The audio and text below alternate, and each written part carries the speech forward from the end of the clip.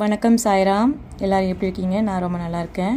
உங்களுக்கு ஒரு ஸ்லோகம் கொடுத்துருக்கேன் பாருங்கள். இந்த ஸ்லோகத்தை தினமும் சொல்லுங்கள். குறைஞ்சது ஒரு 11 வாட்டி சொல்லுங்கள், இல்லைன்னா முடிஞ்சது ஒரு 3 வாட்டியாவது கண்டிப்பாக சொல்லி பாருங்கள்.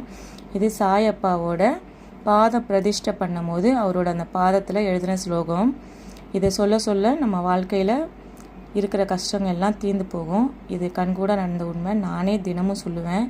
தினமும் காலையில் எந்திரிச்சோன்னே ஒரு வாட்டியாவது அதை மனசார நான் சொல்லிவிடுவேன். வியாழக்கிழமை 11 வாட்டி சொல்லுவேன். ரொம்ப நல்லா இருக்குங்க. ட்ரை பண்ணி பாருங்கள், கண்டிப்பாக மாற்றம் நிகழும். நான் அந்த ஸ்லோகத்தை ஒரு வாட்டி சொல்கிறேன். சதா நிம்பவிஷ்ய மூலாதி வாச தஸ்ரவினம் திக் திகம் பிரியம் தம் தரும் கல்பக விருட்சகம் சதானந்தம் நமாமீஸ்வரம் சத்குரு சாயிநாதம். இந்த ஸ்லோகம் தாங்க நான் சொல்லுவேன். இதில் கொஞ்சம் அது சம்ஸ்கிருதத்தில் இருக்கிறதுனால கொஞ்சம் ஸ்பெல்லிங் மிஸ்டேக் வரதான் செய்யுது. அதெல்லாம் எதுவும் இது பண்ணிக்காதீங்க. சாய மனசார நினச்சிட்டு சொல்லுங்கள், நல்லதே நடக்குங்க.